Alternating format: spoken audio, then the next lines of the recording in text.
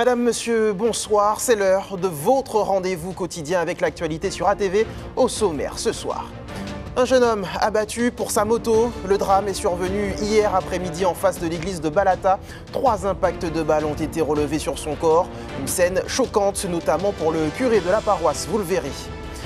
Dans ce journal aussi, plus de peur que de mal sur le grand port maritime de Fort-de-France. Si 2 blessés sont à déplorer après l'effondrement d'un portique, l'activité du site ne devrait pas être perturbée. On en parle dans quelques instants.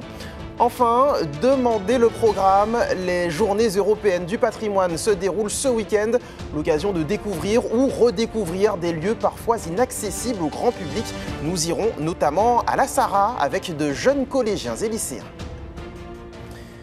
Nous l'évoquions dans notre édition d'hier, un nouvel homicide est à déplorer sur notre territoire. Un homme de 22 ans a été visé par des tirs d'armes à feu en face de l'église de Balata à Fort-de-France. Selon les premiers éléments de l'enquête, il pourrait s'agir d'un braquage dans le but de lui dérober sa moto. On fait le point avec Ryan Enéas. Un nouveau drame a secoué Fort-de-France hier en fin d'après-midi. À Balata, tout près de l'église, un jeune homme d'une vingtaine d'années a été abattu par balle. Les secours sont rapidement intervenus, mais malgré leurs efforts, la victime n'a pas survécu à ses blessures. Le quartier a été immédiatement bouclé et une enquête a été ouverte afin de comprendre les circonstances de ce nouvel acte de violence armée. La population, une fois de plus, est sous le choc. 16h48, 2 premiers coups de feu retentissent à l'extérieur du Sacré-Cœur de Balata. Un jeune homme d'une vingtaine d'années venait tout juste d'arriver ici en moto. 2 hommes se seraient approchés très peu de temps après la victime et auraient ouvert le feu. Père Frédéric Marquebald, curé de la paroisse, nous raconte. J'entends 3 coups de feu, mais c'était tellement assourdissant que je me suis dit, mais c'est vraiment tout proche. Donc je suis sorti pour voir ce qui se passait. Et quand je sors, je vois près de la salle paroissiale, je vois un corps par terre, quelqu'un par terre et 2 jeunes qui juste à ce moment quittaient le corps là, qui relèvent la tête, qui me regardent, qui me voient avec un avait un pistolet à la main et puis qui continuent à avancer vers moi.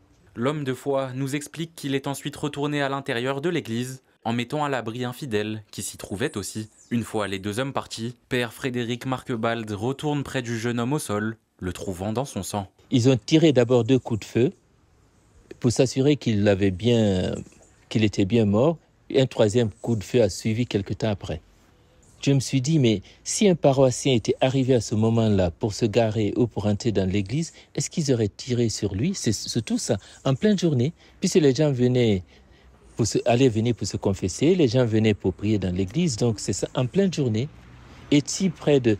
Peut-être que je me suis dit, comme j'étais en aube et étole, est-ce que c'est ce qui a fait qu'ils ne m'ont pas poursuivi dans l'église? Je ne sais pas. Une inquiétude qui ne fait qu'augmenter. Le nombre d'homicides passe désormais à 26 sur notre territoire, le 22e par arme à feu. Sur le grand port maritime, c'est l'effondrement d'un portique flambant neuf qui interroge. La chute de l'édifice hier après-midi a blessé 2 personnes. Si des enquêtes seront menées afin de faire la lumière sur cet incident, l'activité devrait rapidement reprendre sur le port. Louis Sabas. Le portique de 60 mètres de haut effondré sur des conteneurs. Image impressionnante de l'accident qui s'est déroulé hier sur le grand port maritime de Martinique. Il intervient aux alentours de 16 heures lors d'une phase de test technique et ne fait miraculeusement que 2 blessés. On dénombre 2 blessés légers qui ont été pris en charge par les secours et qui sont sortis de l'hôpital depuis. Le port a mis dès hier soir une cellule de suivi psychologique et beaucoup de casse matérielle puisque le portique a basculé sur l'intérieur du terminal. Fort heureusement, sa chute a été amortie par des conteneurs vides. Donc oui, beaucoup de dégâts matériels. Des dégâts matériels très difficiles à chiffrer pour l'heure. L'engin en question est l'un des 2 portiques neufs d'une valeur de 16 millions d'euros l'unité, arrivé de Chine en mai dernier. L'accident ne devrait pas perturber le fonctionnement du port. Nous avons mis en place une cellule de crise et nous travaillons avec l'ensemble des acteurs de la passe portuaire, puisqu'il n'y a pas le grand port qui évolue sur le terminal. Vous avez d'autres sociétés, des manutentionnaires notamment. Et donc nous travaillons à mettre en place un plan de reprise de l'activité au plus vite. A priori, le linéaire de quai tel qu'il est aujourd'hui n'est pas impacté dans son fonctionnement. Il faut simplement réorganiser les opérations et on y travaille pour que ça reprenne au plus vite. En phase de tests techniques contractuels, le portique neuf n'était pas encore la propriété du grand port maritime de Martinique. Des enquêtes seront entamées, les assurances entreront en ligne de compte afin de définir les responsabilités quant à cet incident avant que le portique soit démantelé. Cette information en bref, l'accès à la portion de route entre la zone de fret de l'aéroport Martinique-Aimé Césaire et Port-Coé est interdit jusqu'à nouvel ordre. Un trou s'est formé sur la chaussée. Des investigations doivent être menées afin d'en comprendre l'origine et des travaux devraient débuter dès la semaine prochaine. Nous y reviendrons dans nos futures éditions. Faisons à présent un point sur la météo. La Martinique est toujours placée en vigilance jaune pour fortes pluies et orages. Les averses ont été intenses par endroits aujourd'hui. C'est le cas notamment d'Ajoupa-Bouillon. La masse d'air s'assèche temporairement cette nuit et demain matin, mais s'humidifie de nouveau dans l'après-midi. Les fortes précipitations sont plutôt attendues dans le nord de l'île. Ce samedi 20 septembre sera marqué par la journée mondiale du don de moelle osseuse, un geste qui sauve chaque année plus de 2000 personnes atteintes de maladies du sang. Notre invité ce soir est un donneur et il a accepté de venir témoigner sur notre plateau.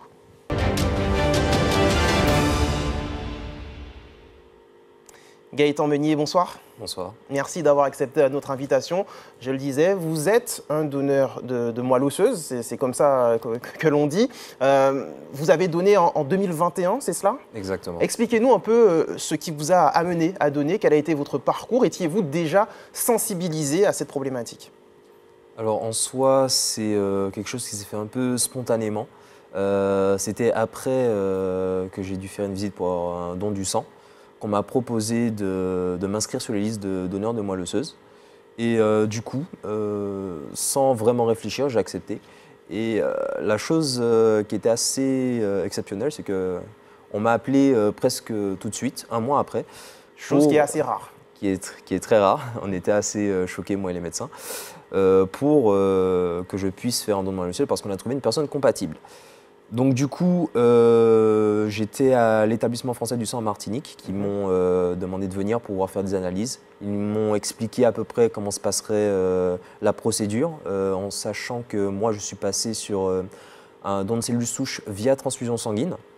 C'est-à-dire que j'ai dû partir en France pendant un mois où on me donnait un médicament qui me permettait de développer ma production de cellules souches. Ce qui, à la fin de ce traitement, c'est-à-dire 2 semaines, on m'a branché à une machine qui récupérait mon sang et triait mon sang, les globules rouges et ses cellules souches, les récupérait et me le réinjectait dans le corps. Alors donc, concrètement, avant d'aller plus loin, déjà pour revenir sur le moment où on vous annonce qu'on a trouvé finalement quelqu'un pour recevoir votre moelle osseuse, votre don de moelle osseuse. Que vous a-t-on expliqué précisément à ce moment-là? Saviez-vous exactement la méthode qui serait utilisée? Saviez-vous tout ce que vous avez eu à subir entre guillemets par la suite? Alors dès que je suis arrivé dans leur bureau, on m'a pris en charge directement et on m'a expliqué tout de suite tout ce que je devais savoir, toutes les questions que j'avais. Vous aviez des craintes? En soi, de par les rumeurs qu'on a sur le don de moelle osseuse, le fait que soi-disant on pouvait tourner handicapé ou que c'était extrêmement douloureux, ils ont été très transparents sur toute la procédure, tout ce qui allait se passer, sur toutes les rumeurs que j'ai entendues, m'ont expliqué en quoi cela n'était pas du tout vrai en soi. Et donc du coup, ils ont été très avenants. Dès que je suis arrivé, on m'a expliqué, c'est vrai qu'à ce moment-là, on sent une petite pression. On se dit que notre réponse met quand même la vie d'une personne en jeu. Donc c'est vrai qu'on a une petite pression sur le coup, mais si on le fait avec bon cœur… Et donc vous acceptez de partir, vous l'avez dit, pendant un mois dans l'Hexagone, ce traitement de 2 semaines pour augmenter votre taux de cellules souches, la transfusion sanguine pour trier ensuite ces cellules souches et faire le don. Après toutes ces étapes, que se passe-t-il pour vous? Est-ce douloureux? Y a-t-il une période de convalescence? Comment ça se passe? Alors en soi, dès que je suis retourné en Martinique, je n'ai pas eu de soucis. On m'a pris en charge pour voir si je n'avais pas de mauvais retours par rapport à la procédure, si les médicaments n'avaient pas fait ou j'avais fait de mauvaises réactions par rapport à ces médicaments. Et tout allait bien. En soi, l'établissement français du sang continue à me faire un suivi annuel Donc depuis 2021, vous êtes toujours suivi? Exactement. Tous les ans, je continue à être suivi, c'est-à-dire qu'on m'appelle, on m'envoie des mails, on me demande à savoir si j'ai eu des soucis médicaux, s'il y a quelque chose qui est apparu subitement. Donc actuellement, j'ai toujours un suivi, mais je n'ai aucun retour négatif de part après cette procédure. Alors ce don est anonyme, vous ne savez pas à qui vous avez donné, mais vous pourrez être amené à donner à nouveau pour cette même personne, c'est bien ça? Exactement. Donc actuellement, cette personne et moi, nous sommes affiliés à un dossier, c'est-à-dire que chaque donneur ne peut donner qu'à une seule personne, même s'il a de la compatibilité avec d'autres donneurs. C'est une mesure de prévention pour si à un moment on a besoin de moi encore pour cette dite personne, que je sois disponible et que je puisse aller le voir, bien sûr, avec mon autorisation. Pourquoi est-ce que c'était important pour vous de venir témoigner ce soir sur notre plateau à la veille de la journée mondiale du don de moelle osseuse? En fait, parce que c'était une expérience qui était vraiment différente, surtout à la fin, quand on se dit que peut-être que ce que nous venons de faire, c'est-à-dire que ce n'est pas quelque chose de très difficile, mais qu'on a peut-être sauvé une vie, on a peut-être changé le futur d'une personne. Et c'est en ce moment-là qu'on se dit qu'il y a beaucoup de personnes qui souhaiteraient avoir cette chance et que parfois ils n'ont pas, parce que par rapport aux désinformations, par rapport aux mauvais renseignements sur le don de moelle osseuse, ça empêche beaucoup de personnes de franchir le pas. Et j'ai décidé que en soi, un témoignage serait la meilleure manière de pouvoir dire au monde que c'est sans danger et qu'on a la possibilité de pouvoir sauver beaucoup de personnes. Eh bien, Gaëtan Meunier, merci beaucoup pour ce témoignage très important, vous l'avez dit. Rassurer peut-être tous ceux qui hésitent encore à passer le pas, les rassurer sur le fait que cette opération n'est pas douloureuse et qu'elle est finalement sans risque. Vous êtes encore aujourd'hui suivi par l'EFS, donc tout va bien pour vous, vous vous portez bien, on en a la preuve face à nous. Merci encore une fois d'avoir accepté notre invitation ce soir. Merci à vous. Autre temps fort du week-end, la 42e édition des Journées européennes du patrimoine trouve évidemment un écho en Martinique. Dès ce matin et pendant toute la journée, plus de 400 lycéens et collégiens ont pu découvrir le site de la Sarah au Lamentin. Au programme, une quinzaine d'ateliers et des rencontres pour sensibiliser les jeunes aux défis de la transition énergétique et pour leur faire découvrir les métiers qui façonnent cette industrie. Les détails recueillis par Louise Sabas. La thématique, c'est patrimoine architectural.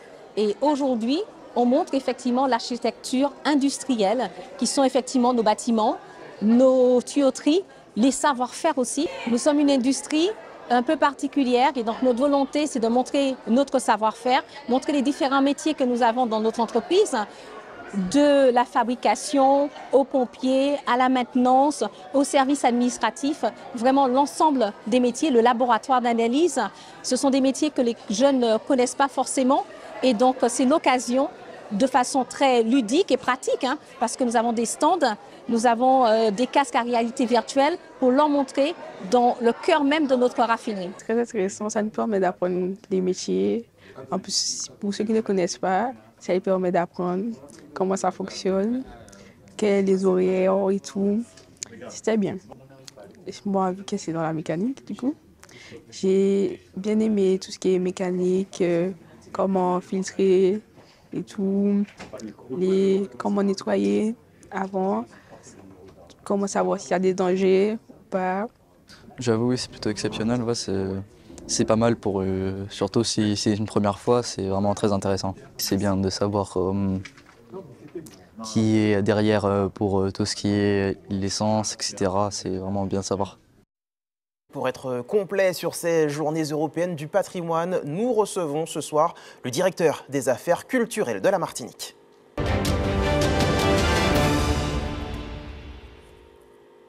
Joanny Lamel, bonsoir. Bonsoir. Merci d'avoir accepté notre invitation.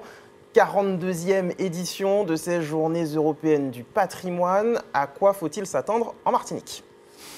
Alors c'est des journées importantes, particulièrement cette année, parce que c'est l'année où il y a le plus d'événements qui sont organisés sur l'ensemble du territoire. Il y a 140 événements, l'année dernière il y en avait 120. Et ça témoigne d'un intérêt croissant des Martiniquais pour leur histoire, pour leur patrimoine, pour leur héritage. Et c'est vrai que la Martinique, c'est un carrefour civilisationnel, c'est un territoire de métissage, de créolisation, et ça se traduit dans le paysage et évidemment dans l'architecture. La thématique, justement, vous avez parlé d'architecture, la thématique retenue cette année est le patrimoine architectural. Quelle est la spécificité de l'architecture martiniquaise ? La spécificité de l'architecture martiniquaise, c'est qu'elle n'en a pas.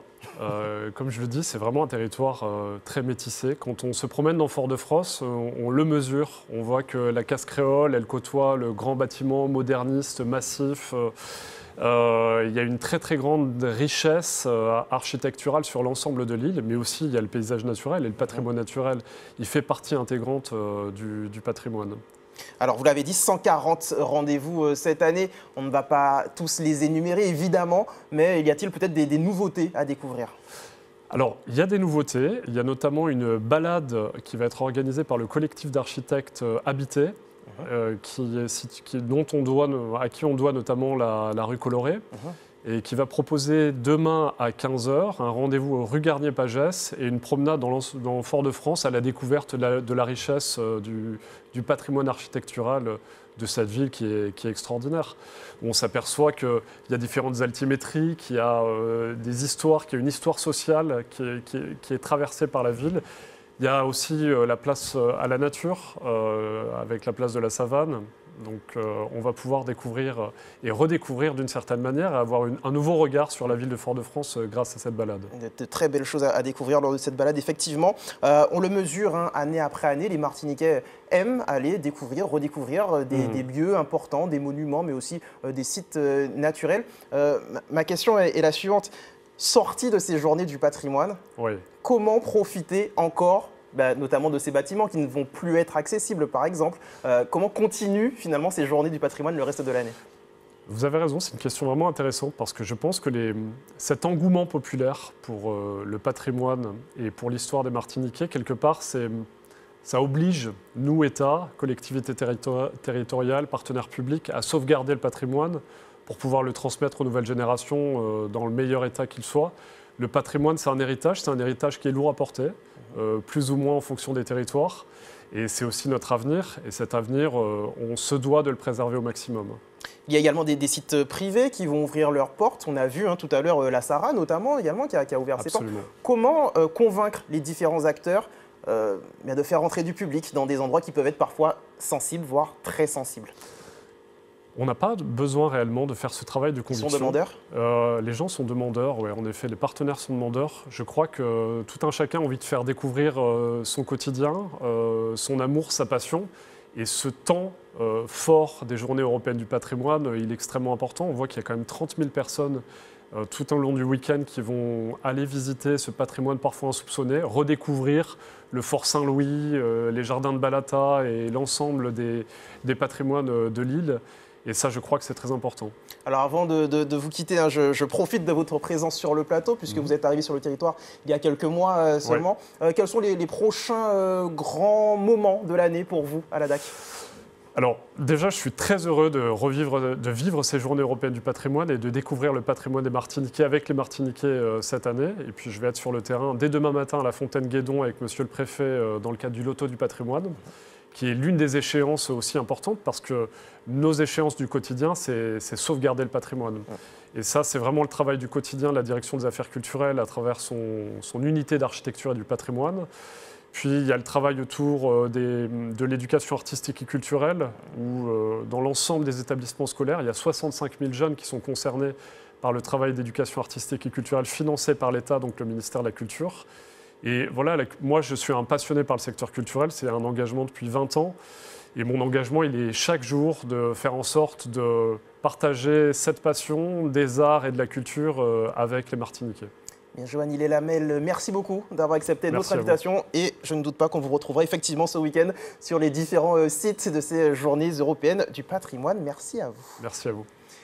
Place au sport avec un tour d'horizon des rendez-vous du week-end. À noter la deuxième journée du championnat masculin de Régional 1 en football. Chez les filles, on dispute demain la finale locale de la Coupe de France. Sans oublier le basket avec cette fois les quarts de finale de la Coupe de France. Les précisions de Karel Chassol. En football, 4 rencontres ouvrent la deuxième journée du championnat de Régional 1 ce soir, 20h. Le derby fuyalais entre le CO Trinel et le club colonial à Pierre-Aliquer.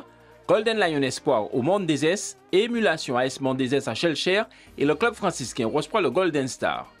Suite de cette première journée demain 15h30 avec 2 matchs, US Robert RC Saint-Joseph au Robert et Inter de Sainte-Anne Aiglon à Sainte-Anne. Le choc de cette journée opposera demain 19h à Sainte-Marie la Samaritaine au club péléen. Chez les filles, on joue demain 19h au stade Georges Gratien du Lamentin, la finale locale de la Coupe de France. Le club franciscain sera opposé au club colonial. Le futsal fait sa rentrée. La première journée du championnat débute demain 19h au Lamentin avec l'opposition entre le champion en titre, la Relève Lamentinoise, et une toute nouvelle formation, le Golden Lion. Les autres rencontres auront lieu dimanche avec notamment un intéressant Casablanca Lac 212. Les matchs auront lieu au Lamentin, au Morne-Rouge et à Corridon. En basket également se dispute la Coupe de France. On en est au quart de finale. Chez les femmes, ce soir 19h30, le Golden Lion reçoit le Golden Star. Toujours ce soir, mais à 20h cette fois, l'ASC Aigle Noir sera face à l'Arsenal au Gros Morne. Enfin demain 18h, la Gauloise affronte le Madine Gris. Au masculin, l'opposition entre le Golden Lion et le Golden Star ouvre ses quarts de finale de la Coupe de France à 21h30 à Saint-Joseph. Les autres matchs auront lieu demain 20h. À noter un intéressant AS Black Star, USAC. Handball, en attendant la reprise du championnat de pré-national prévu pour le week-end du 5 octobre, se déroulera la 3e édition du tournoi Irène des Agettes à Saint-Joseph. Ce tournoi qui réunira le Club Sport, l'Étoile de Gondot et l'UJ Redoute chez les femmes et le Club Sport, le SCA Mantinois et l'UJ Redoute au masculin débutera demain à compter de 15h. Enfin, les amateurs de moto seront dimanche au Marin à l'occasion de la 4e manche du championnat de la montagne. Les montées d'essais auront lieu à partir de 11h et celles de classement vers 13h.